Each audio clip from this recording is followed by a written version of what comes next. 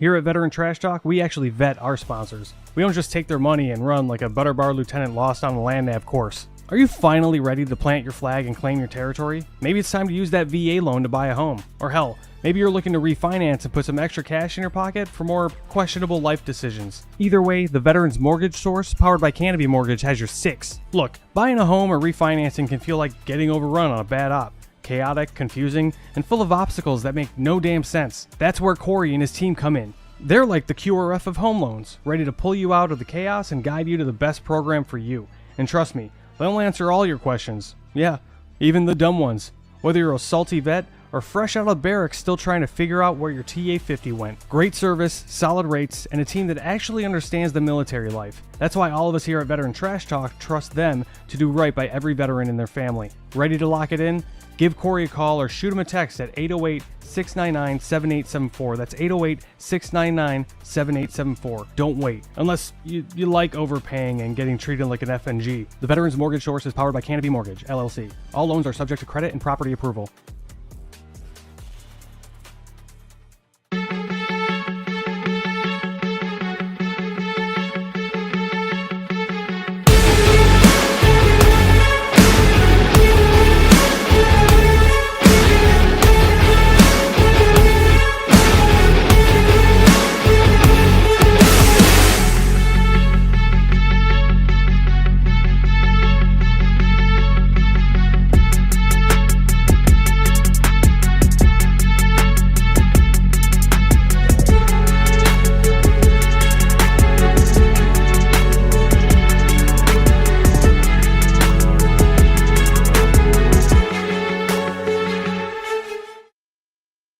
Hey, what's up, Trash Talkers? Listen, it's impossible to fight, okay, if you don't know what you're fighting for. Does that make sense? Like, if you're in the dumps and you're struggling with mental health, things of that nature, it's going to continue tearing you down, all right? Because you're consistently trying to fight something, which is that demon, which is usually something from the past, right? Maybe that why needs to be fighting for your future. Let that be your why. Get the hell up and start fighting for your future. Stop fighting things that happened in the past. Easier said than done, right? Go seek help. It's okay not to be okay. A lot of people need to hear this. You are more of a warrior and a fighter if you stand up and say, hey, this has to stop. I need to go seek help. The stigma, everything has changed. It's okay not to be okay. And so my honesty cap is dedicated to a little, we'll call it a public service announcement for civilians and other people in the military. There are a few people that you should always take their stories with a grain of salt. Vegans, CrossFitters, and special operations guys that tell you that they were special operations without being prompted. The first thing they say is, yeah, I used to be soft. Right. The only unicorn in that entire group is like a special operations guy that was like a vegan and did CrossFit. That guy's probably going to stay quiet for a little bit longer because he's confused as what he should talk about first. That's the only reason. Right. Anybody that says that they were soft without being prompted or without it being like a normal part of your communications is probably either an enabler or going to tell you a bunch of stuff that's not exactly true. What's up, Trash Talkers? What's up, Gruntworks Nation? Big Earl. You heard Dave talk. You heard Buddy talk. Now, Buddy's all about, he is a Green Beret and he's Special Forces and yada, yada, yada. But he will not tell you that unless, he really, really likes you and he's made dinner for you. However, what Veteran Trash Talk does is we bring a lot of light to the veteran community, the first responder community. We promote that what we're doing well, all right, whether we're running for office, we started a business, nonprofit, all those things.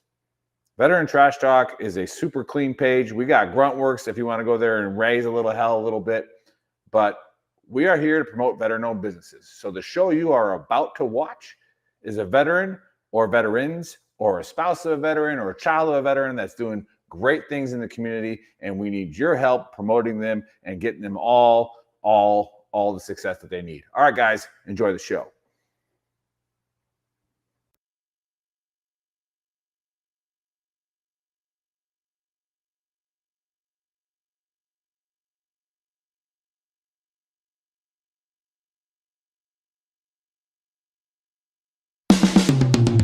This is the Veteran Trash Talk Hour, hosted by Nick, Dave, and Buddy.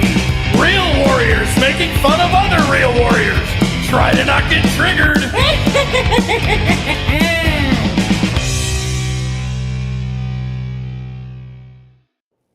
What's up, Trash Talkers? What is up, Gruntworks Nation? Welcome to Season 3, Episode 3 of the Trash Talk Hour. Special guest today is Teresa Schick, who will be discussing all things Navy.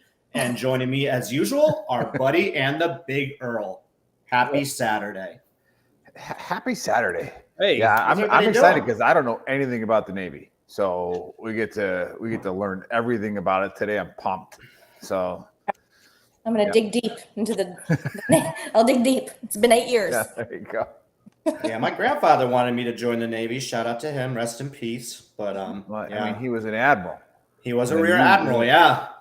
And I was like, I'm going to join Look the what Army. you did. Yeah, Yeah, you're in the Army as an enlisted guy. yeah, well, Good job. Sergeant. Wait, Rolling over.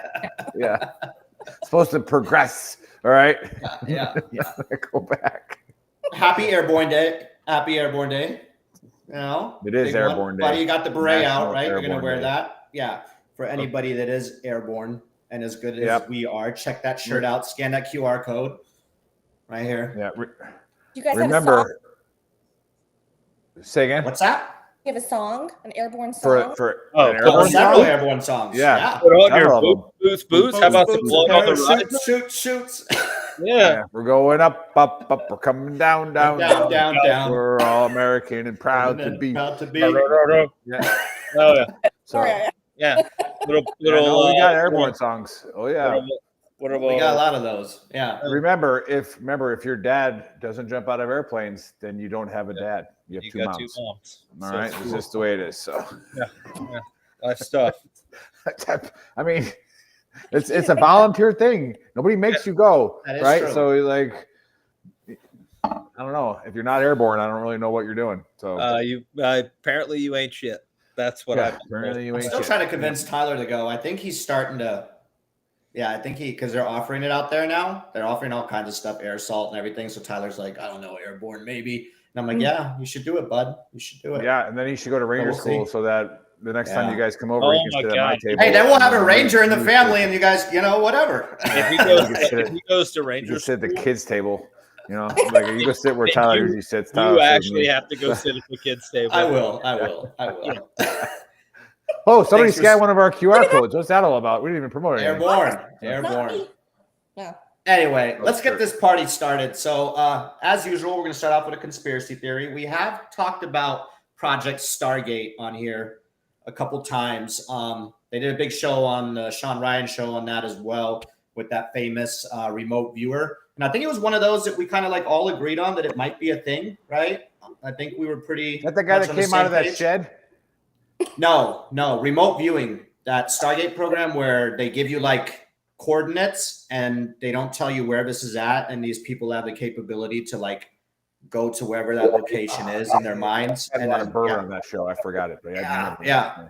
So there is another project, and let me pull it up real quick before Chris plays a video. Project Sunstreak, and it has to do with remote viewing, but remote viewing the Ark of the Covenant. So we're gonna play the video, and there's CIA files on this as well, so you guys can Google them while the video's playing if you want. The CIA, It's pretty like the real interesting. one?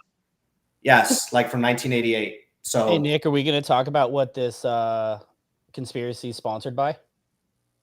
We thanks, can. Chris. Well, yeah, we can talk about that later. Go ahead, play the video. And also stop God talking. talking to me right now. That was God. No, we're going to try to help out Michael Klemler with Aerial Resupply Coffee. So a veteran-owned company that sponsors our UFC show. He's done so well.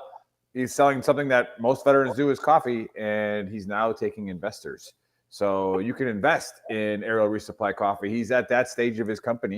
He's been on the show twice, and somebody said, "Oh, you're going to retire and sell coffee? What veteran does that?" Well, he's doing it better than most. So there you go. Go ahead and you want to And- invest in a veteran-owned company? Right there.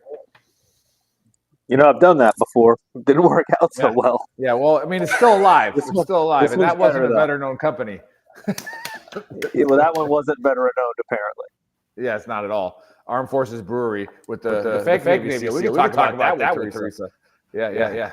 Mm-hmm. Ooh, I'm getting it. Sounds pretty similar to Stargate, except they did more like obscure things for remote viewing.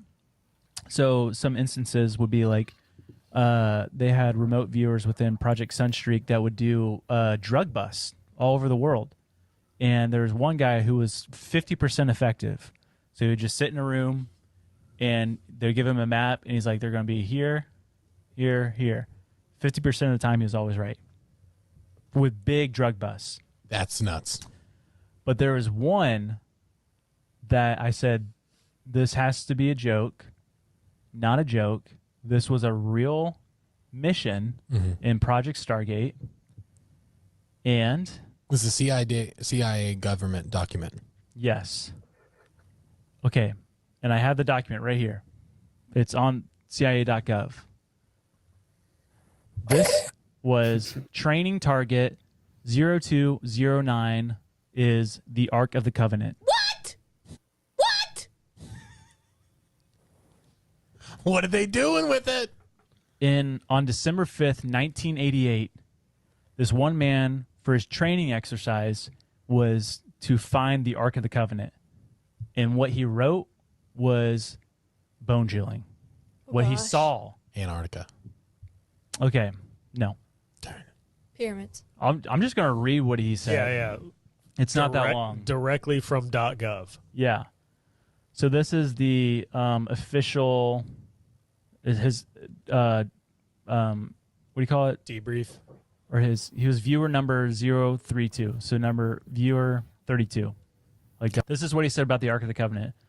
Target is in a container. This container has another container inside of it. The target is fashioned of wood, gold, and silver. The target is similar in shape to AOL, which I don't know what that means, a coffin, and is decorated with seraphim. See sketch, page 16. So they're describing it. Yeah. Got it. He's viewing it, and they're writing down. The target is located somewhere in the Middle East, as the language spoken by individuals present seemed to be Arabic. Visuals of surrounding buildings indicated the presence of a mosque, domes, ? See page 12. Individuals in the area were clothed in virtually all white, had black hair and dark eyes. One figure I homed in on wore a mustache. There's just the one guy. Can't trust him. It's probably named Keith. My stepdad's up to no good. The target is hidden underground. Dark and wet were all aspects of the location of the target. The purpose of the target is to bring people together. See page 16. It has something to do with ceremony, memory, homage, and the resurrection. What? There is an aspect of spirituality, information, lessons, and historical knowledge far beyond what we know. The target, this is the part. The target, being the Ark of the Covenant, is protected by entities. See page 14. And can only be opened by those who are authorized to do so. This container will not / cannot be opened until the time is deemed correct. Once it is time to open the container, the mechanics of the lock system will be found to be fairly simple. Individuals opening the container by prying or striking are destroyed by the container's protectors. See page 17. Through the use of a power unknown to us. That is a CIA.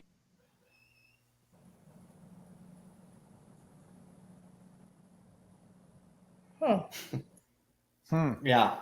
And I chat GPT'd it, obviously, when I pulled the video, and the document is out there. It's declassified what he saw. I mean, obviously, we don't know if I believe in the whole remote viewing, the Stargate program that we discussed. I believe that that's a thing. This one, I don't know, man. I mean, there's a lot to. Did he just make all that up, and did he maybe see the Ark of Covenant and then talks about entities and stuff? I feel like he just went all in then. If that was actually a training mission, he did see these things. I'm gonna go. I'm gonna go 60-40 that it's a thing and it That's actually 10% happened. more accurate than the guy that And then a guy remote predicting, views right? 50% of the 50-50, time. right? He's always right. I'm gonna go 60 50% because of I the do time he's always Stargate. right. Yeah, Stargate is pretty baller, and like that one famous remote viewer that was on Sean Ryan. I mean, it's pretty amazing stuff. So I believe that that's occurring. This one, hey, there's a good shot. You know, entities and all that. That's kind of wild, but I don't know. Teresa, what do you think? Is this all bullshit? Yeah, I'm calling bullshit. I'm also thinking, did Indiana Jones and Duck Dynasty come together and make some sort of podcast? And then the chick overreaction is a whole other thing, but I'm totally calling bullshit on this. Have you heard of Project Stargate though? No, Okay. no, that's above my pay grade for sure. But this just seems, like Indiana Jones number 8. I don't know. Oh. This was an 88. No, I think we're on like is when number it 8, happened. really 6 or Yeah, 7. I think it was actually Indiana Jones 2 to be. The first one is with the Ark. The first one is with the Ark. Yeah, I'm also right. So maybe he was a big fan, right? Maybe he was a big fan, and he was like, "I'm just going to tie all this into." Raiders When did of the Indiana Lost Jones Ark come was the out? When did the first one, second buddy. one come out? When did the second one And then come Temple out? of Doom, and then Last Crusade. The Last What year, Crusade though? is the one with the Ark. What No, year? that was with the Grail. Yeah. Oh, you're right. You're You right. are so wrong. Twice. Twice Yeah, in yeah. 2 days. Yeah. Whatever trip you're on, I Yeah, want blowing it. my mind. Whatever you're Yeah, microdosing with, it is. send me a few of them. It is horrible. The whole video was distracting. The Duck Dynasty, the braids, the yawning girl, like Yeah. it seemed like wrong. It's like if kids were talking. It was just the wrong. I don't know. Personally, I think that I don't know. It sounds like he's describing Mecca, so that's odd. But It's funny yeah, you say that, buddy. Go ahead, because there's another article that I found while going into ChatGPT looking all this up. There's this college professor. He was like an English teacher or something. There's a big thing on him, and he went to Mecca in like the late 80s because somebody told him, he said God was speaking to him, and it was like the Ark of Covenant somewhere, and he was like digging huge holes, and then like the government came in and said, you got to stop digging here. But he found like a cave entrance that to this day is still blocked off. That's Indiana Jones. Yeah, this was like an actual teacher who did this, though. I forgot his name. Hat. I have an Indiana Jones hat. Dude, it's wild. Yeah, also a teacher, Dave. Yeah, but a lot of people are saying it's in professor. Ethiopia. Professor, Ethiopia is what a lot of people are saying though too, where it's supposed to be located at. So I don't know, but anyway. Yeah, I would. Yeah, I mean, I feel like maybe he heard about Mecca and he basically described Mecca and knows that nobody can disprove him. So it's a pretty safe bet to be like, yeah, it's somewhere in the Middle East because that's a small area and there's a mosque there. That would be like me saying, hey, Dave, I'm remote viewing you. Texas. You're somewhere in a dry area. Yeah. There's a lot of desert. The sun comes out. I do think at least 12 hours out of the day. There's it's there's sun real and hot. also water. Like, you know what I mean? Like the chances of the Ark being in a cave with that's entities around water are pretty high. Yeah. Because that would just mean it's subterranean. And the chances that it's in the Middle East where it came from, pretty up there. Because you believed in that probably in the Middle East there's some brown-haired, dark-eyed people walking around speaking Arabic. Hello, I'm fairly good. Yeah, fairly good. Yeah, do you Durka? Like, you know, that's all I'm saying. Like, it's I would call bullshit on this one. It sounds like somebody played the odds in training, and they were like, "Well, I need to pass. This is what I'll say." Ooh, because you do. You know what I mean? Viewing. I mean, you were pretty. You were like, yeah. No, I don't disbelieve remote viewing. I just think this particular case, nah. And if the CIA released it, they probably know it's bullshit too. Yeah, they wouldn't release it if it wasn't bullshit. They would have left this one. They would have kept classified. Yeah. Good take. I like it. Nick. Yeah, I'm confused. I'm confused because I still don't know what we're trying to answer. We're trying to answer That's why I brought up remote viewing at first, because we've all discussed remote viewing. Viewer right? says he knows where the Ark is. This remote viewer in 1988 supposedly reviewed. Told the CIA where it is. Well, he was working for the CIA because that was Project Stargate. Hold on. Project Can we Stargate stop is real quick? I just want to say one more thing about this remote Yeah, go viewing ahead. thing. And Maybe maybe it'll it's help just me and my bad, like moral judgment, right? And I'll take that. I own that. But if I could remote view, there would not be a single treasure left anywhere in the world that hadn't been found. You're like Biff with the almanac. Yeah, El Dorado. Why am I looking for the Ark of the Covenant? I'm looking for Spanish gold somewhere in like Florida. You know what I mean? Or pirate booty all somewhere. the Knights Templar treasures. Yeah, I'm getting like Well, that's at Oak wherever- Island. The Knights Templar treasure at Oak Island, like Dave's talking about. Yeah, wherever Hitler like stashed all the gold he stole. Yeah, I'm there. And I'm not telling the CIA that I found it. Like I'm just like, oh, I don't know. I saw the Ark. Is it a thing? For all we know, that's already happened. That's another good point. For all we know, that's already happened. Why are these remote viewers working for the government? Yeah. Why It's a aren't they government. the government? Why aren't they the government? Yeah, Right. I don't know. I can read more about Project Stargate, dude. Like This say if I was a remote viewer right now, I would be like, where are the Epstein files? You know what I mean? Yeah, for sure. Yeah. Oh, Where's good the luck. list? They're there. They're there. Yeah. Don't bring that up again. Dave kind of forgot about it. Now he's going to re-trigger. Yeah. No, yeah, I'm good. So what I was trying to figure out was like, what exactly are we answering? Are we saying that the Ark does exist? No, we're And that answering the if you CIA think that he remote viewed that. remote viewed the Ark. If his story of what he saw is true. And this is the same guy who was right 50% of the time, all the time. No, this is a different person. He was just using that as an example. And their- I don't that think was this their- is also. This is that not was the their guy that was best on case Sean scenario. Ryan. Yeah, so I'm 50% gonna of the time, agree all with the time. I'm gonna partially agree with all of you. Yeah, I think the presentation was bullshit. I think that's where Teresa's getting that. I do like it, but then she did bring up what I always say is movies are always the answer for conspiracies, and I think most conspiracies are real, but Hollywood desensitizes us to them by showing them in movies. So we kind of go, yeah, I already knew that, right? And it's like, just like the alien spaceship coming, that's going to kill us all. We've already seen Independence Day. We know how to defeat it. Is that like right? a week from now? Yeah. Is that like a week Yeah, from now? it's in I heard October. it sped up. I heard it sped up. I think we got a month. No, 3 Eye Atlas. I heard it sped up according to TikTok. But the reason they're finding the Ark is because of the power it holds, and we've seen that in the movie. As soon as you open it in Raiders of the Lost Ark, everybody dies, and then biblically they just open the Ark or just throw this big wooden box at people, and everybody falls over. So I can see why Hitler was looking for it, but in Raiders of the Lost Ark. But yeah, it's weird. Yeah, I think they're describing Mecca.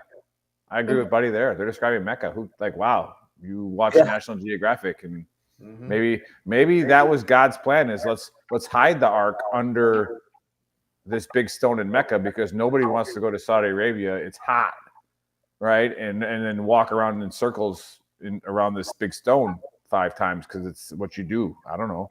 So it seems like a great spot to hide it. So yeah, I think it's BS. But the Ark's real. But yeah, there's no But you no agree remote that viewing. Remote viewing in totality is BS? None. You're gonna have no. You agreed with it last time, though. You were like, I don't remember last time. I was drinking 10th Mountain Bourbon. All right. What? Can we have a replay on that? Or? Yeah, maybe if Chris or Dave use the technology that we buy to make clips, we probably have it. Chris just needs to pick better technology and not recommend shitty one. But anyway, oh my gosh, we won't get into that right now. But anyhow, okay, cool. Where are we at now? Is anybody doing an honesty cap? We're Buddy's turn. Yeah. Oh, we're at the honesty cap, and of course, the honesty cap today is dedicated to the fact that it is 100% National Airborne Day. Everyone, and Nick has said it quite a few times. First of all, in remembrance of National Airborne Day, just a little. That stuff's brutal.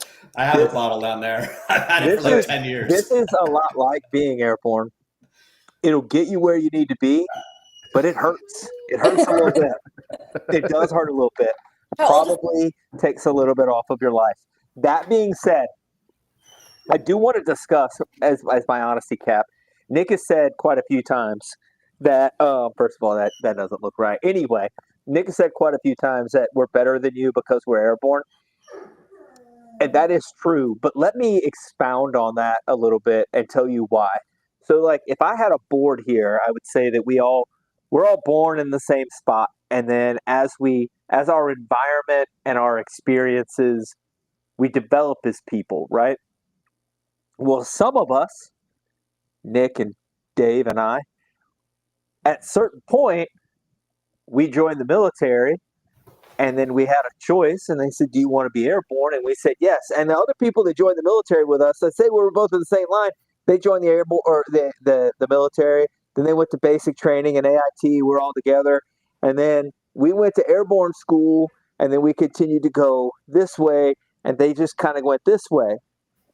And the reason that is because of the insertion platform itself. They went to some leg unit somewhere where they got in a helicopter, or they got in a truck, or they got in a tank, or something else where their squad leader was always there, their platoon sergeant was always there, their lieutenant was always there, and they didn't have to like take charge or lead anything. We jumped out of an airplane where we landed, and to be honest, if we really wanted to, we could have just walked off the drop zone, found a nice tree, covered up in our camouflage wilby, and gone to sleep for the night. But instead, we found other people like us, and we went to our assembly area. We turned in our parachute, and then as soon as we had enough people, a 19-year-old specialist and a couple privates took a machine gun and a radio and started going to do the mission and took charge. And we were put in place. We had the opportunity to take charge at a very young age. And because of that, we became better leaders and better people, better human beings. Yes. If you never had that opportunity and you just kept going along, and then finally you were made a team leader, so you were forced to do something, and then you pumped up a little bit, and then you finally made a squad leader, and you bumped up a little bit, you're not as good as we are. You will never be as good as we are. And it's just a fact of life. I'm sorry that facts don't care about your feelings, but that fact doesn't care. If you're a leg, you suck. If you're not a leg, you're awesome. Also, like Nick said before the show, if your dad's not airborne, you got two moms. So you should probably fix that. When I found out that my dad spent 26 years in the Army and wasn't airborne, I was fucking disgusted. Disgusted. Can't even believe. I had to bring honor back to my family. And that's what I did. So, again, happy National Airborne Day. If you're not airborne, you ain't shit. And that is the honesty cap for the day. Cheers to that. Don't be a triggered pansy. Airborne's not relevant. Yeah. Imagine that. Imagine having a whole division worth of people falling from the sky to fucking deliver a fucking knuckle punch to your anus not being fucking relevant. And that's what we'll do. We are literally Uncle Sam's knuckle punch to your fucking wrinkle grommet. How do you really feel? That's my honest I think that was actually kind of mild. We get kind of pumped up on this day. That was good, buddy. I like that. And for the historical Chris, clip that, please. Clip that. Yeah. Telling you what to do. The knuckle punch to your anus is a good one. So I think that's our new airborne shirt. Let's put some wings on there and ready to deliver a knuckle punch to your anus. Right. So. Oh, and David Gray, you are correct. There is no walking. That's our Major Gray. Drop zone. There is no walking on the drop zone. Yeah. It used to drive me nuts. Well, I mean, Sergeant Major Gray, he's a leg now. He went back to Cannon Cocker Land at Fort Sill. He's hanging out with Dave right now. So that's all right. He's just trying to convince other people to not be horrible humans. Yeah. You got to send some people there. I spent 1.5 years, 2 years in leg land trying to convince people that they were good enough. They weren't. So here you go. William, who's old and disgruntled. He said the only two things that fall from the sky was what I was told, fools and bird shit. Fools, which one are you? Yeah. But no, it's never heard that one before. Yeah. And again, it's probably aerosol. Yeah. Yeah, maybe. But to go to Buddy's point of like, people be like, oh, airborne's not relevant anymore. The only people that do airborne are special operations. Kind of makes it relevant. Kind of makes it fucking relevant. Relevant. Kind of proves the point that the first step to most special operations is some type of selection, some type of school. Like, hey, are you this? And then you go to like Halo school. And then you go to like static line jump school if you're like not in the Army. But they still make you go to airborne school, right? They still make you have that capability because it's very relevant. Yeah, and the relevance only applies to, like, let's look at the wars we've been in. Like, we go into a full-blown war again, 18 hours, wheels up. 82nd Airborne will jump into freaking some country and take over the airfield and do what they got to do. Like Iraq. I mean, we have a combat jump in Iraq, but we're not going to count that, right? We're talking. That was the Ranger Regiment. No, but Rangers jumped at northern Iraq, right? The last 82nd, the big one was Panama. Yeah, Operation Just Cause. Just Cause, yeah. December 20th. There's your airborne history. And it should have been named Just Cause We Want to Knuckle Punch Your Anus. That's what it should have been called. Just Cause. Just Cause. Just Cause you pissed us off. I'm concerned with your anus, effectively. Like, you'll get that a lot from Buddy. You'll get that a lot from Buddy. I once, when I was a teenager, one of my friends came up and did like a Charlie horse type thing with his knee, but it hit me in the butt. That hurts. I feel like getting knuckle punched in the butthole would be horrible. So now we know the beginning of your. That's where the trauma began. Yeah. Beginning of the trauma. 100%. Yeah. I mean, when you listen to a lot of trauma victims, they start to do that because they joke about their trauma. Yeah. That's how they they comfort with it. Like they end up doing more of it. So I guess that's what started Buddy's anus fetish, but. It's fine. Danny Lukey just texted me today. Only $82 to be a lifetime member of the 82nd Association. Tell Danny Lukey to watch the show that his friends have started. Yeah, we're live right now. So Dave always texts me during the fight show when they're like on Friday nights, and I'm like, Dave, we're live right now. You can come on and talk about it if you want. Come right on and ask. But the company that you're a partner of. Let's see here, William. Seriously, I wanted to be airborne. Oh, here we go. We go, buddy. That's all yours. That comment is all yours. I mean, hey, we got to give him the honesty, right? Like, he's being honest. Yeah, I wanted to be airborne. And he sucks at running too. Like, he's admitting that he wanted to be airborne and he's slow. So we'll just let it go. It's not the running that's bad. It's the running while either drunk or hungover that makes it horrible. You know what I mean? That's the part that really. The airborne shuffle in airborne school, you're running at what, 9 minutes? Like, it's so easy. Airborne school is super easy. Yeah. Airborne school was easy. You know what the hardest part? Did I tell you about my first? Did I ever tell you about my first jump? I failed the first time. I failed push-ups. My first jump in the 82nd when I got there was a night mass tactical jump with I think there were 13 aircraft in the air at the time, and we were jumping. I'm going to hear about this one. It was when we still had the 111s. So like basically a C-130 but longer with jets on it. Nobody was in the military when you were talking about this except you, buddy. Buddy's talking about the 90s.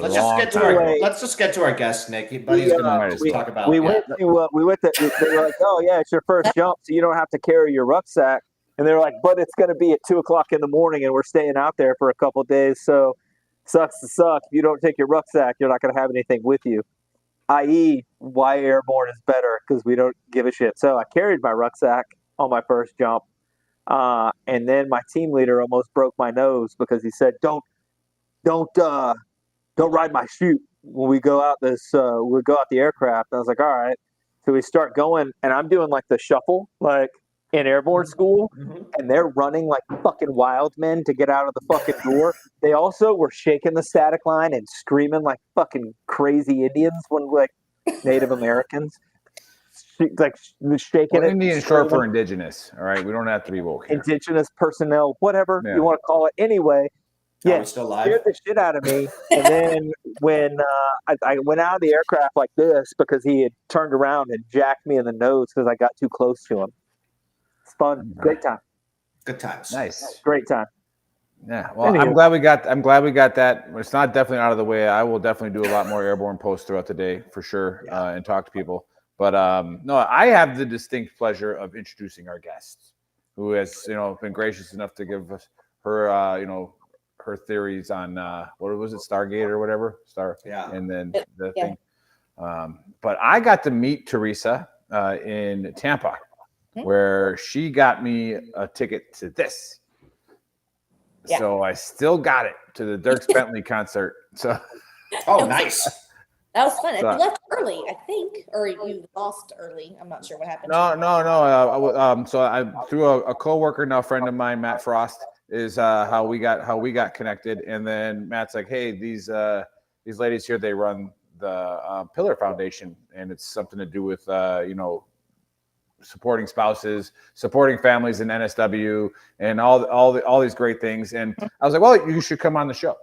And they were gracious enough to say, absolutely, we'll come on the show. And so this is Teresa. Here she is. She's an OM Budsman, which when I was doing some research, I couldn't find it. So it's because I don't think I have the clearance that NSW has. However, she is the reason that when Buddy and I were on Coronado Island, she is the one that advocated that SEALs get the weekends off during Buds to do laundry. Sure. And we wanted to know that because in Ranger School and the Q course for Green Berets, you don't get the weekends off.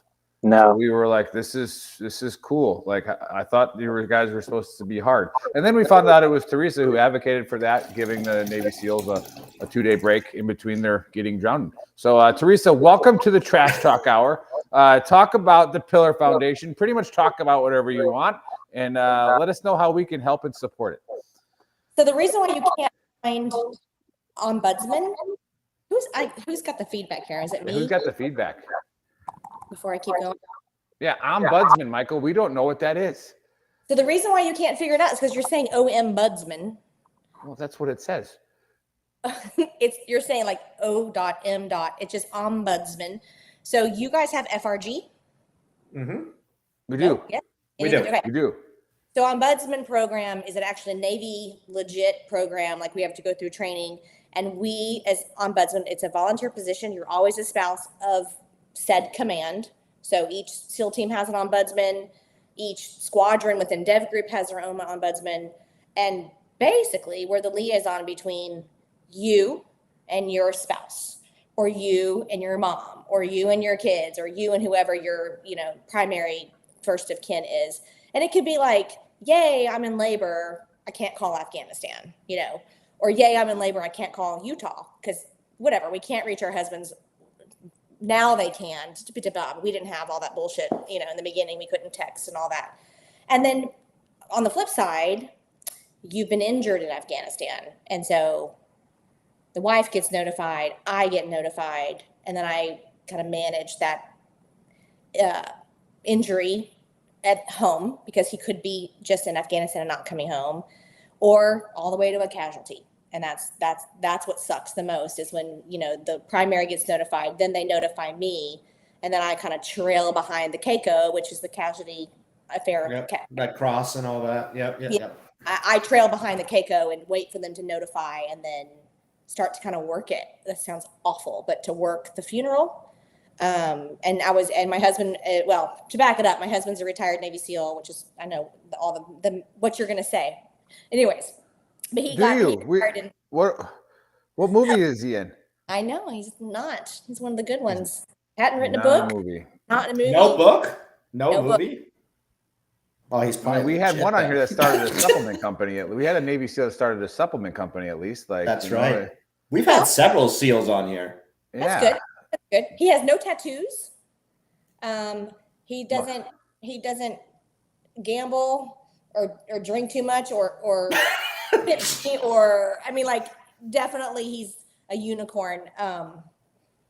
and I can tell you more about why I know that. But that's the gist of ombudsman. So I'm a liaison between the spouse, the mom, the family, and the command, because you can't just call. You know, when the guys go to work, they put their phones in I think it's called the skiff.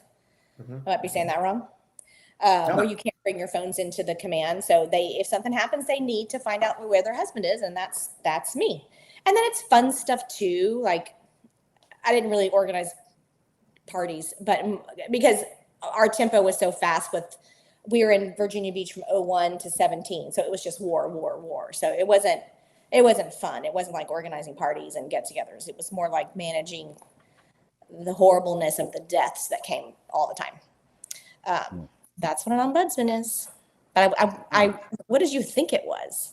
We didn't. I thought nope. it was like just like some kind of title you got from like an admiral who like Nick put in the chat that you were a government contractor for special warfare. Oh, well, no. I'm joking. I'm joking. No. It was a joke. It was a joke. To be fair, like, you know, we were trying to impress some SOCOM peeps while Frosty and I were down in Tampa, and she's like, "Oh, why don't you just come by my table? I'm here with Fenton and Shorter," you know, and I'm like, "Oh, with the SOCOM command, cool." So she definitely has the juice. All right, she. I mean, to be fair, if you Google ombudsman, it says it's like some government worker who looks for. It is. Yeah. So then, how did that go into? Go ahead, Go ahead. Go How ahead, did that Nick, go go into the ahead. Pillar Foundation? Like, what is the Pillar Foundation, and does that have something to do with the ombudsman? So it's ombudsman, OMBD. No S, ombudsman. Kind of, yeah. So for me, being ombudsman, it was very much connecting spouses with resources, helping them solve problems, helping them get through a crisis, stepping in and making something happen when like nobody can make it happen, which is kind of my superpower. So then when we retired and we moved back to Texas, all the bullshit that happens when you guys get out and when y'all do that transition to being a civilian, you know, how hard it was. But I don't know about your group, but the SEALs or SOF in general has a ton of resources thrown to the guys now in the past decade, and nothing to the spouses. So we moved home to Texas, had already had a house. I knew where the kids were going to school. The whole thing, we were golden on paper. My husband, Jerry, went through all the programs. He had a job, like check. But then we come home and all the things that are supposed to happen to you guys, loss of identity, weight gain, drinking too much, can't find any friends, can't relate, sense of purpose, all that happened to me. And then in Texas, gravy's a condiment. So like we both put on like 20 pounds because gravy. And drinking and, you know, the whole thing. And I was just like, where the hell are my girlfriends? Like, I need to find a military spouse because these civilians are weird. Turns out we're the weird ones, but I really wanted to find out where they were. And then I started talking to the ladies above me whose husbands had retired, like admiral wives. Like, why is everyone divorcing? Like, why is everyone quitting after 2 decades, 3 decades? We did the hard part, and now it's just quit. And it just came to be like, well, this sucks and this is really hard and no one's supporting the spouses. If I'm not heard and I'm not supported, how am I supposed to help my broken husband and then my kids who don't even know their dad? You know, so it really just came from that. Like, how can I help the spouses help the service members to lower the divorce rate, to keep the family intact, because when you're both like running hot, you know, there's no good from that. So my goal is these spouses like 2 years before you guys get out, give them all the resources they need. And there's anything you can possibly ask, I can find a resource for. Maybe put you on a retreat where you're going to move to, so you meet new ladies where you're already going to land. And that way, when the guy gets out, you're like, I got this. Like, you can be the shit show, and because you deserve it for a couple years, you know, but then let's get it together. It's just, the divorce rate's way too high. Like, I think for SEALs, we're like 92% after retirement. 92? Yeah. I mean, I wonder what it is for just like all branches. Well, we know the Delta Dan one, when the GWAT first kicked off, it went through the roof. Like on the Delta Force side. I'm gonna, like, I hear everything you're saying, and this is something I talked about a few shows ago that I'm going to start advocating here in California is and then hopefully getting it bigger to the DoD, is we have all these programs and things like you said that we're getting better at giving more and more access to programs and things that should help. However, we know what it's like when big Navy or big Army or even like the SEAL Foundation or the Ranger Up Foundation, like it kind of gets watered down. And I was thinking, how come there isn't a program set up, or maybe there is, we don't know about it, that when I'm getting out of the military, why am I not going to counseling with my spouse and my family? Why doesn't TRICARE marriage counseling? So I heard a rumor that you can't do that for family counseling through the VA. It was like a 6 to 8 month wait. So I called up the VA. Yeah. I called up the VA and I said, hey, I want to do counseling with my wife. And they were like, yeah, next February. Mm-hmm. And I'm like, that's the problem. It's true. And it's like, so and the good counselors out there don't accept TRICARE. Okay, so Wounded Warrior Foundation, if you guys have any disability status, you're part of it. They will do that. They will give you family counseling, your kids counseling. Look at that. I have the same coasters. They just came in the mail. They just mailed it to us. Yeah. I got a set and my husband got a set. I'm like, great. Yeah. Don't know why.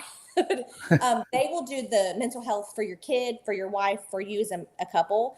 The kicker is I'm in Tyler, Texas. Nobody in my 60-mile radius was going with the Wounded Warrior program.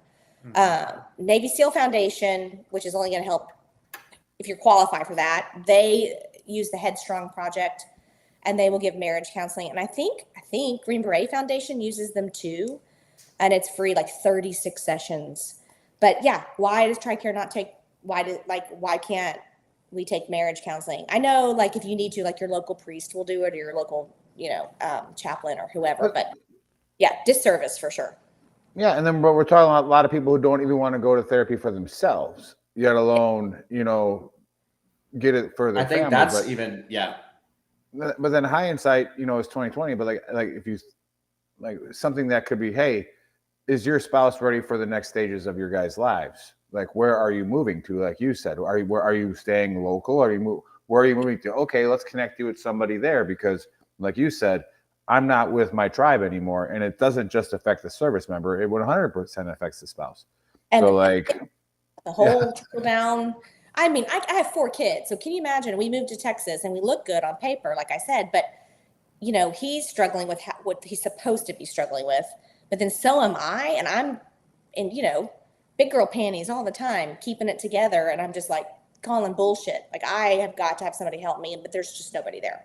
So the Pillar Foundation really just came from a need of myself.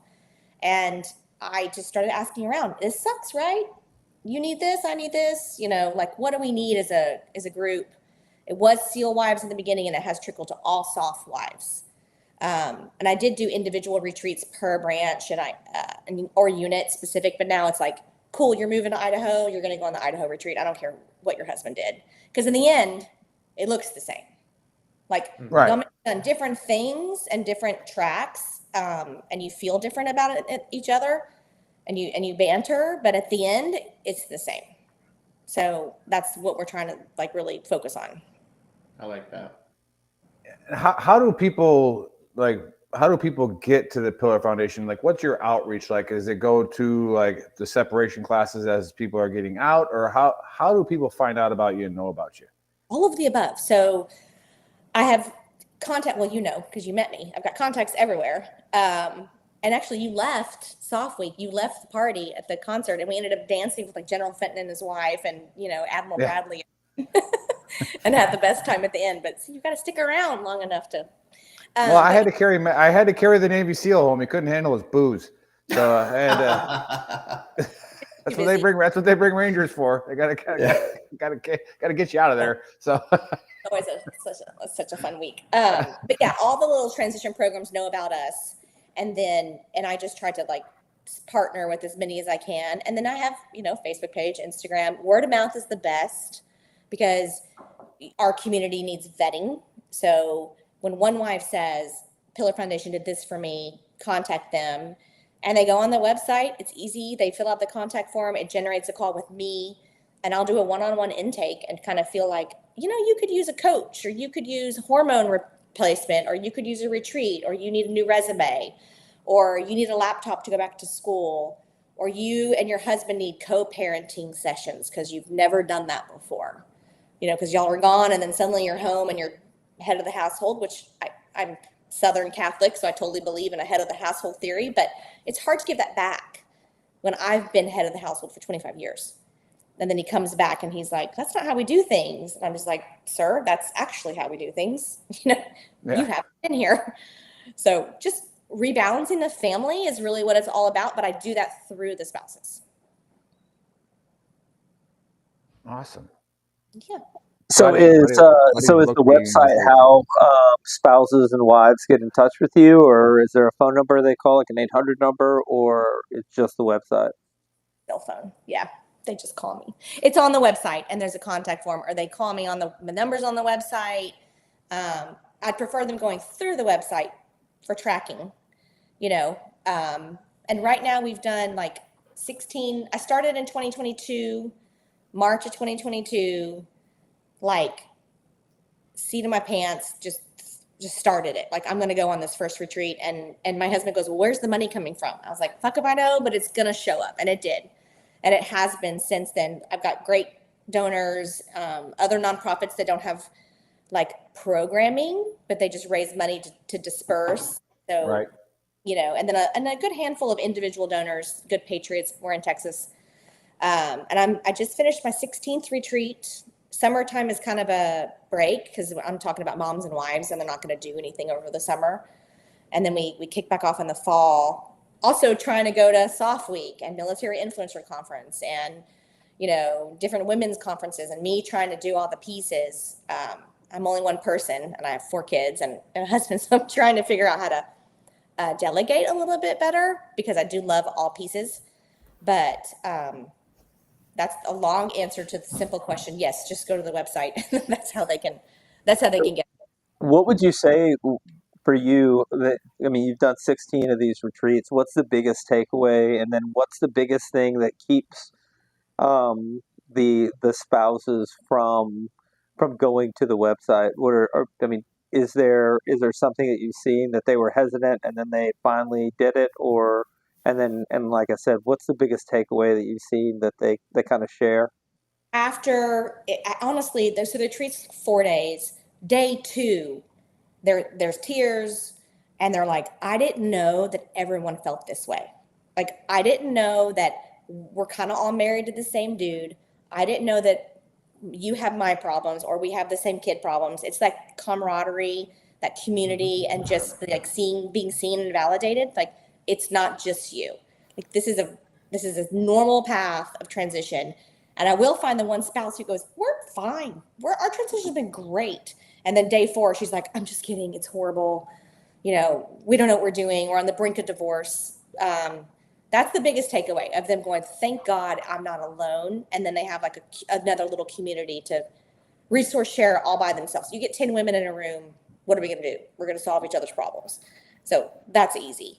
Them not coming to me hasn't been an issue because, okay, well, let me back that up. Active duty spouses are a little bit more hesitant to ask for help than when the veteran spouse asks for help, because you're an active duty spouse and you're still big girl pantying. You cannot pause. Yeah, you're also scared about like careers and what am I asking? Yeah, for sure. Yeah. What if the command finds out? Yeah. What if the command finds out, which I say is bullshit, because it is. The command doesn't tell you can't go to yoga. Like, the command can't tell you can't take vacation. Fuck the command. That's why I'm not I don't do like veteran service organization. There's no red tape. So, honestly, unit girls are really bad about that. I've been trying to explain, like, it's not your unit. You don't work there. Like, it's your husband's job. You don't have a rank. You don't have a rate. But that's been the only piece, is the active duty girls are a little afraid, but word of mouth helps a ton. And the more I do like podcasts and things, and I try to show up to other people's events, like to be invited to other organizations, fundraisers. Let me show up and say, I'm here for you too. Like, we're the same. What's good for the goose is kind of what I say is my motto. So I try to support a lot of other transition organizations just to show, like, we're all here for you. Like, if I can't help you, then she can, or he can. Like going to Soft Week. I have no business there except to make connections with the other nonprofits. I mean, I didn't have a booth, you know. And you brought up a good point, where we've seen a lot of success with promoting veteran spouses-owned businesses, nonprofits, for-profits, doesn't really matter, is that networking of, it might be a year from now, but somebody will come or say something on the page, and I'll be like, wait, Dave, who was that guest we had?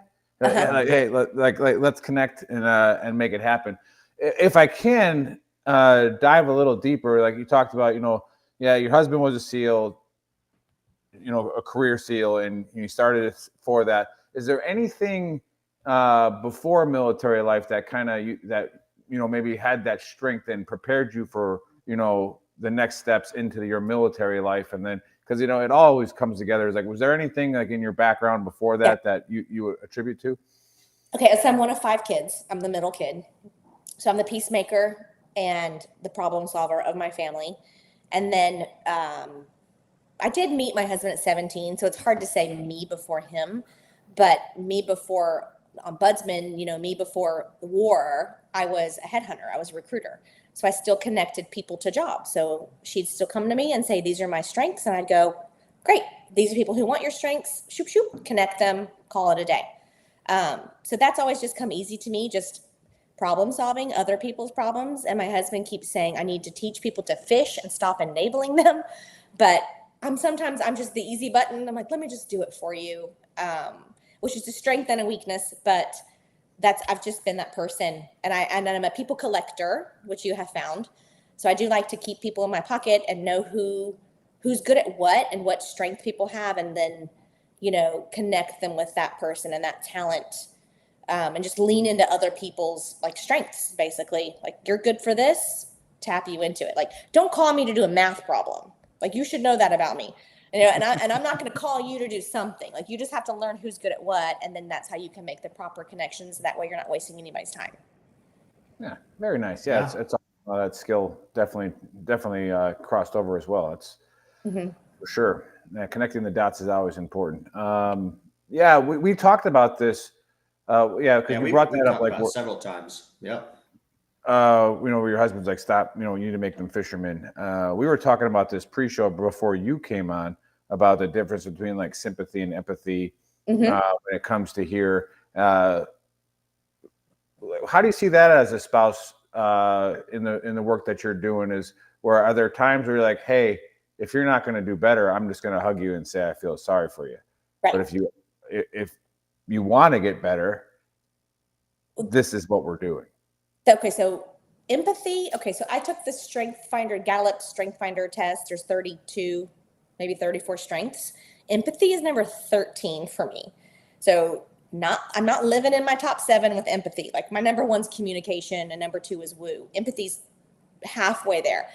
So when you're empathetic, you feel other people's emotions. You take them home with you. It bothers you. It physically bothers you. That doesn't happen to me, which makes me good at my job, because I can just listen, black and white, solve your problem. I don't want to say I never think about you again, but I've taken notes on you and I'm ready for the next person. Much how I read a book and I don't remember the book when I'm done. And that's good for me to solve the problem and then go. I'll have wives be like, we spoke last week. I'm like, sorry, I talked to 15 women. I just call that TBI. Go ahead. Whatever. Yeah. Leaves my brain. Sympathy, though, is different. Sympathy is me going, I feel what you're saying. I'm sorry for your situation. But the end is still the same for me. Whether I'm empathetic or sympathetic, I'm still connecting you to a resource so that you can solve your own problem. Like, I'll refer you to a somatic therapist or refer you to a resume writer, and I don't need to hear back. And we'll pay for it. I mean, we give grants for these things, but I don't need to hear back on how you've done. Like, you're a grown up, and as a soft spouse, you've been running the show for decades. I hope that you can continue, you're a grown up. And if they can't care for themselves, that's a whole nother thing. But by the time a soft spouse comes to me, they're ready for the help, because we don't ask for help until it's like dire straits.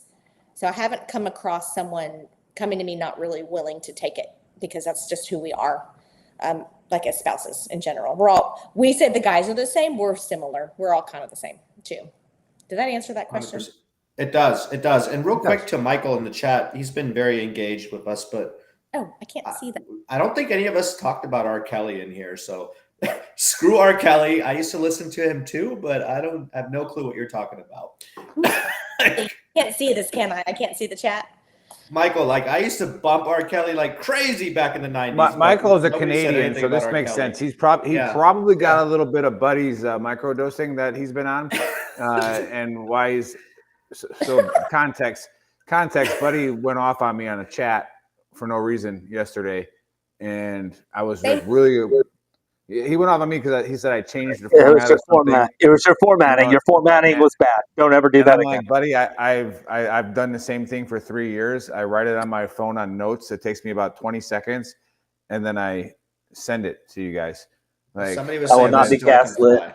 I will not be gaslit. That was paragraph form and not bullet form like you normally do when it first came through. So he was obviously on something really, really good, Uh-huh. and.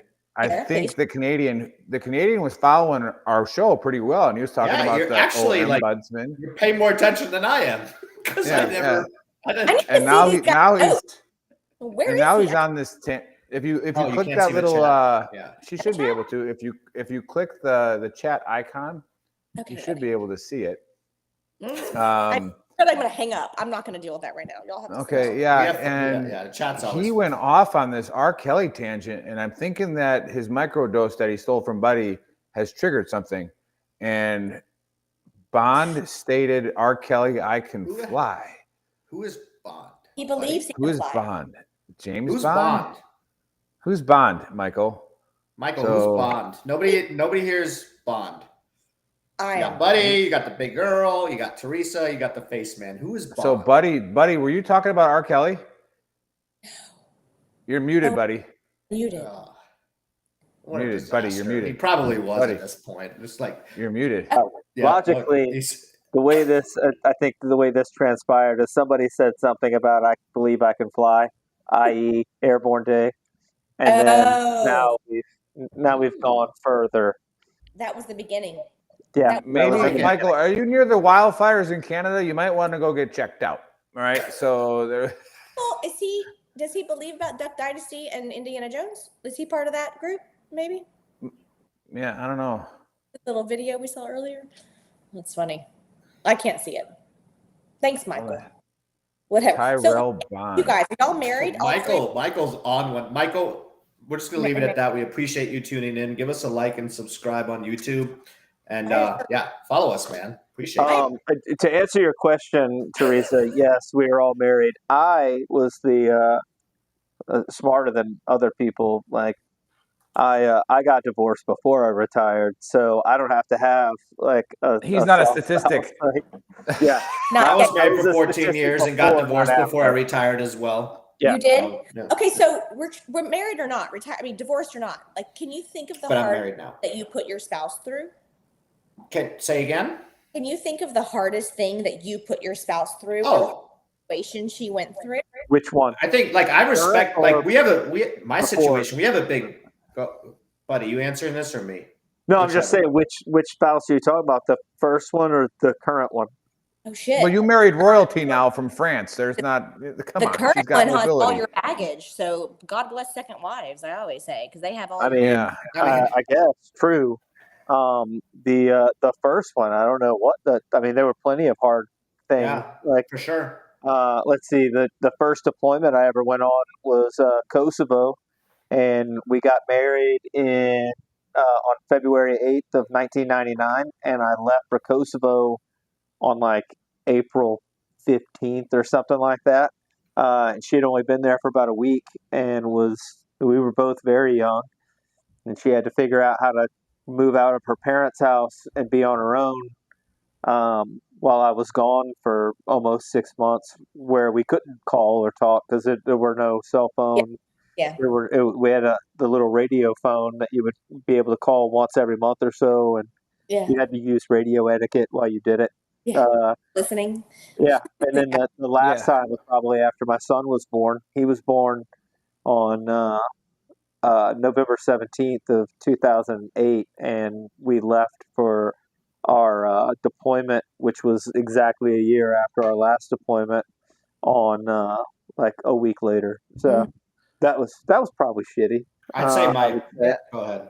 I'd say my hardest was shout out to Tyler. It's his birthday today, August 16th. He's 19 today. All right, happy birthday my too. ex-spouse, we got married, and back then they weren't as lenient when it came to staying back. Because now they're a lot better about that. I mean, we saw it on our deployment in 2009. They leave you behind. So, but back then it was no, because if we'd let one person stay behind. So long story short, she was 7, 8, 9 months. She was like right there. And then Tyler was born 3 weeks after I left. I was still in Kuwait. I hadn't even gone to Iraq yet. And then we're supposed to be on a year-long deployment, and it turned into a 15-month deployment. And she had to run the show at the house. So like, I respect my ex-spouse. Our situation's a little bit different than a lot of people. We're a big blended family. Like, she comes out here, she hangs out here. All the kids are with us. But like, we don't give the spouses enough recognition on like the stuff that they go through, because we have to focus on one thing over there. That's staying alive. That's taking care of our brothers to our left and our right.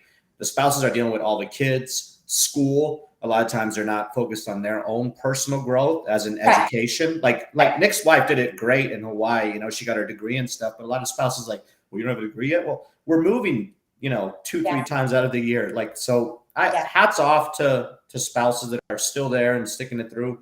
Then you got the horror stories, right? When, Yeah, you come home and everything's gone. But yeah, to answer on my side of it, for sure. But I want to give credit to the military spouses that are, unlike the Navy SEALs who did it right. The Navy SEALs did it right. You got me back real good. Well, the Navy SEALs who did it right, their bases are all in pretty cool spots, right? And they stay there, right? They don't. Yeah, they stay there. But whatever. Like, but the really good units in the Army, they're like in Georgia, North Carolina. All right, the second bat out in Fort Lewis isn't too bad. Washington's all right, but for the most part, you're in the middle of nowhere and it sucks, right? Mm-hmm. So, for my spouse coming from Southern California to Rayford, North Carolina, right? I don't even know. Then Fayetteville, homie, let's go. Fayetteville, homie, yeah. Well, Fayetteville's where the base is, but then like. You start getting out towards like to try to get some type of peace where you don't get killed. Like you got to go to like Southern Pines or yes, yeah. So you got to kind of get out there a little bit, and but that's hard when you're like an E4, E5. It costs money. You got further you get away, you got to have some money out there. Yeah. But then our first deployment, like. She went from a complete culture shock from LA to the Southeast, especially like that area. And then, she had to hold the fort down by herself. Yeah. And then, we had a good network with like, Danny and your ex-wife where they were all watching each other's kids. Yeah. However, and they had to take care of each other for sure. It was extremely like you think about the culture shock of what, technically I didn't, force her to marry me, but like,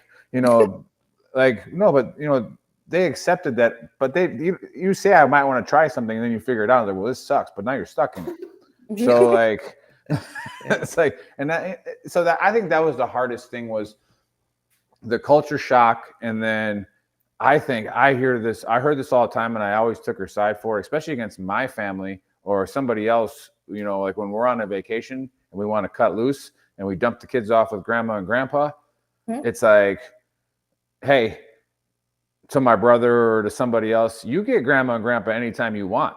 Yes. Any weekend you want.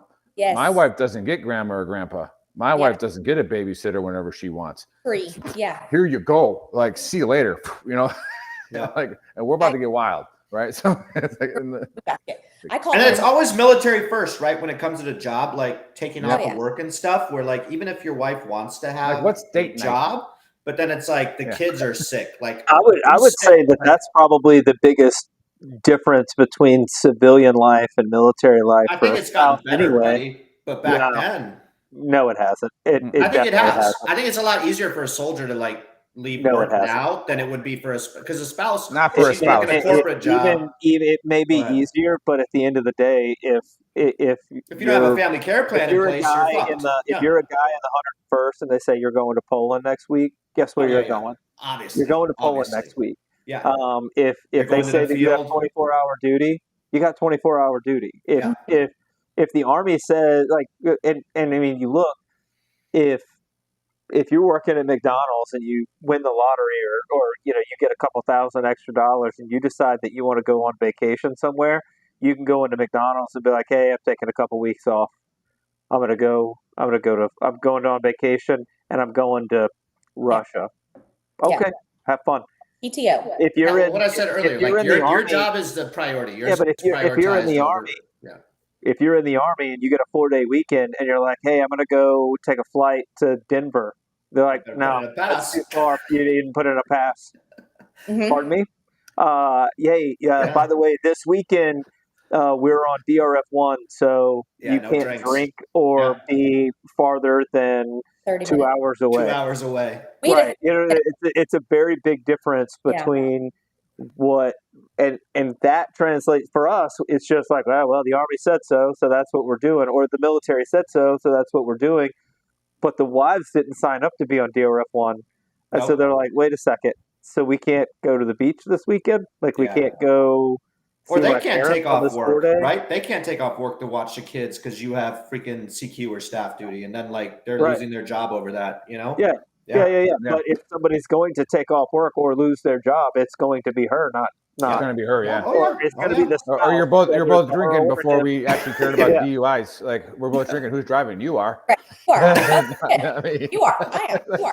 Yeah, you're driving. Yeah, it's tough, man. Not me. It's tough. But you got old Sergeant Major Gray saying, my spouse is from Douglas Byrd School District. She leveled up. Douglas Byrd. Woo! Hey, Teresa, did we answer your question? Yeah. What do you okay. Yeah. No, I'm just like that awareness of and to flip that, I now understand he had it really hard too. Besides the logistic of what he was doing, like pooping in a hole and living in, and again, he deployed, well, he was at Team 1 from 95 to 01, and then went through Green Team in 01, and then he was at Dev Group from 01 to 17. So we didn't have all this stuff. We had like one VTC. We had to pay long distance for calls.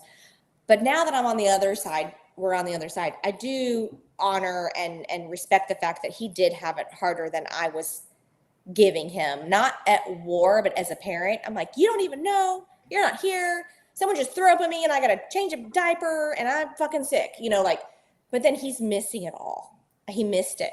Our oldest is 21 and they don't have a relationship. They have a little bit, but because he missed it and he can't get that time back. And that sucks for you guys. I mean, regardless of how your marriage ended up with the kids, you missed it. He'd come home and like, oh, Tommy's not crawling, he's walking, or now he's not walking, he's running. And we moved car seats and he doesn't like that food anymore. And he doesn't know who you are because you have a beard, go shave. That sucked for y'all. Like I really didn't get that when I really was hard on him about you're never here, not understanding how much it hurt his heart and still does. So that. Yeah, I deployed quickly after my oldest was born, and then came home on my R&R and was like, and my oldest was Natalie, she was on a nap, and I'm like, oh, I'm gonna go get her from her nap. Ooh, you're not. Right. And when I came into that room and she saw me, it was like apocalyptic, like just straight blood curling. I go, okay, like I had to do a combat roll out of the room. Like I'm out. Tag team, you're in. Go. Yeah. I don't know what that was. Come home. I'm like, you gotta go shave. You look like the Taliban. Like you gotta go shave. Here are the kids. The Taliban. Because we weren't FaceTime. So they weren't able to FaceTime him. Yeah, it was the point. Yeah. That was the point. I'm supposed to look like the Taliban. I know, that was the point. But I'm like, you're home now. kind of a big deal, like semi badass. Yeah. But anyways, you guys did have it. I am nodding to you. Like you did have it. It sucks that y'all missed out on so much too. All right. So well, we can start wrapping things up here. How do people get to the Pillar Foundation? How do they support it? And like you said, word of mouth is always great, and this will help with the word of mouth thing. But what can somebody do? Like if somebody wanted to sponsor a trip, can they go on your website and say, hey, I want to sponsor a trip? Yeah. Here. Go to the website, hit the contact, fill it out. There's a note form, and it can be like, I have a beach house I'd love to donate. I have a lake house. I have an excursion. I want to just give you money, or I want to do a little fundraiser for you in my hometown. You know, like that's a piece we're really looking for, is to kind of start having like ambassadors and do different fundraisers in different hometowns. It started so fast and so furious. I've been like drinking out of the water hose type thing. So if you call me and contact me and say, I want to help, I'll figure out a way to plug you in. But the website's the landing zone on, you know, where to start that. And then spreading the word. We also need people who have services they can offer for different expertise, Right. like lawyers, accountants, therapists, acupuncturists, you know, whatever kind of service you do. We always need to add to the roster. Or if you're another nonprofit and you want to partner and you feel like I can run a retreat for you, or you've got Green Beret Foundation hired us to run a retreat for their ladies very specifically. There's no box that we're kept in. That's why we're not a VSO. So really anything you can think of, hit the website up and then just hit contact me, and that's it. Or just go to LinkedIn. That's kind of pretty active there too. But always looking for any type of donation. And if it's just your volunteer time, that helps too. Awesome. Yeah. And I know you don't see the chat, but the baker just put that into the chat. Okay. Go to softpillarfoundation.org and go donate if you don't want to get mixed in with it, or if you don't have any money but you have a skill. Yep. All right, that is another way to help out. So go do that as well. And again, it was a pleasure having you on, Teresa. It was, again, I always think that there was no accident that I ever meet people, especially when I'm out traveling with you know, I've said this in the Book of Earl before of, you know, expanding your tent with good people, so that, you know, if you have the ability to help, if you can't, at least you know somebody that does. So I've added Matt Frost in my circle. He's a great human being, and got us connected. So again, this is one of those guys that where if he says, hey, you want to go talk to them, you go talk to him. I trust him that way. So I'll see here. What's Grace in there? Michael, dude, we're good, brother. Yeah. You really pissed the Canadian off today, Nick. I did. I mean, I was just trying to get, you know, and I thought Canadians all did shrooms, like, you know, from Super Troopers. So I just figured. Could you read what he said? No, what did he say? Michael, we appreciate you tuning in. He said, I have followed and watched many times, but without context or due diligence, this group decides to start stating I'm on lucid drugs. Buddy understood. I was responding to a comment. Maybe you don't see them all. I understand, Michael, It was to start Michael. You know what? I want your to tell you something. No. I want to talk to Mike. Michael, there's your shirt here. So, first of all, I'm on Michael, Mike's we side. love you, brother. And We these appreciate your support. They will fuck. They've been saying I've been doing shrooms for 2 days now. You know what I Michael, mean? the joke was on Buddy, not on you, Michael. The joke was on Buddy. Yeah, it was making fun of Buddy, Michael, not you. Michael, we appreciate you, brother. No, and we appreciate you don't have to be good, Mike. But if you're making a list, we tripping now. Those two. Michael, that's what we're trying to say. We probably are tripping. Gosh, Michael, step away from the ledge. Yeah. No, anyways, hey, a little AAR. We're still not sure what the conspiracy is. That there is the Ark of the Covenant. The Ark of the Covenant. Some shapeshifter, or what are they called again? People viewers, entities. Remote viewer thinks that the Ark is under the Mecca, and that there's a bunch of people in white robes and one dude with a mustache. That's what I got from it, and agreeing with Teresa. Yeah, we don't know what the overreacting chick was in there. Maybe that was just hyperbole. It's what it is. But then again, we have Teresa from the Soft Pillar Foundation, who does great things connecting spouses with soft people, and then pretty much probably, you know, if somebody from any DoD branch reaches out to her, I'm sure she'll reach out a helping hand. So you go there, donate to it, and yes, spouses have to adjust as well. And spouses have to find their tribe again, and she has connected those dots, or is trying to the hardest that she can. Great human being. Other than that, that's the AAR. I'll give it over to Dave. Thanks, everybody, for tuning in. If you just tuned in, go to VeteranTrashTalk.com. That is our website that has the links to everything that we do, so you can go rewatch this on YouTube, re-listen on Spotify. Go to YouTube if you're watching right now. Subscribe and like. because the YouTube algorithm isn't working in our favor right now. Go to shop.veterantrashtalk.com and you can get these awesome tees. Okay. National Airborne Day. I arrived violently. All right. Great tee. And we'll catch you guys next Saturday. Baseman VTT out. Boom.